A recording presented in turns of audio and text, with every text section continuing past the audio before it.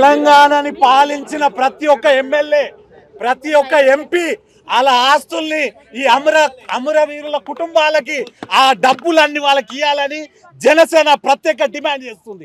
ఎందుకంటే తెలంగాణ అమరవీరుల త్యాగంతో 10 ఏళ్లు పాలించిన పాలకులని మేము ప్రశ్నించబోతున్నాం. అదేవిధంగా రాబోయే రోజుల్లో జనసేన ఏదైతే అమరవీరుల కుటుంబాలు ఉన్నాయో వాళ్ళని ఆదరిస్తుంది.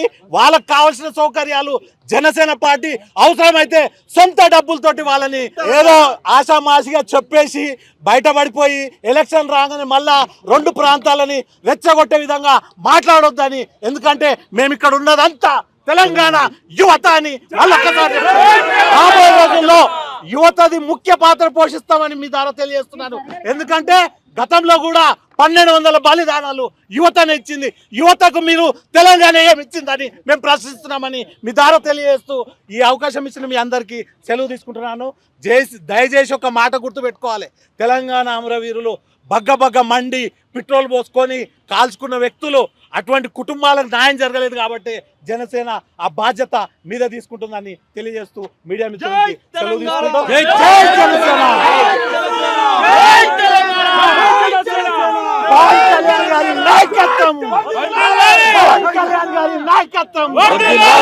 పవన్ కళ్యాణ్ గారి నాయకత్వం. నాయకుడు మాట్లాడితే దాన్ని పరిగణలోకి తీసుకోండి మీరు, అంతేగాని ఆయన అంటే కొన్ని లక్షల మంది అభిమానిస్తారు, కొంతమంది గొడవ పెట్టాలని చూస్తారు. అటువంటి అంశాలు మీరు పట్టించుకోవద్దు ప్లీజ్, దయచేసి అర్థం చేసుకోండి. అవునమ్మా, దానికంటే ముందు ఆయన ఏమన్నాడు? జరిగిన విభజన కరెక్ట్ లేదు, జాగ్రత్తగా జరిగి ఉంటే అయిపోయేది. 2 రాష్ట్రాల నాయకులు ఉన్నారు, ఆ నాయకులు పిలిచి మాట్లాడి దాన్ని ఒక విభజన పద్ధతిగా చేస్తే ఆ 1200 మంది చనిపోయేటోళ్ళు కాదు, ఇవన్నీ జరిగేటివి కావని ఆయన బాధని వ్యక్తపరిచిండు. దాన్ని కూడా తప్పు పడితే మేమేం చేయాలి చెప్పండి? అర్థం చేసుకోవాలి. ఇక పనికిరాని మనుషులు ఎవరన్నా చేస్తే మేమేం చేయలేము, అది మాత్రం తప్పు. ఈ భారతదేశంలో, స్వతంత్ర భారతదేశంలో ప్రతి ఒక్కరికి హక్కు ఉంది. ఈడ ప్రజాస్వామ్య బద్దంగా మేము పార్టీ పెట్టడం జరిగింది.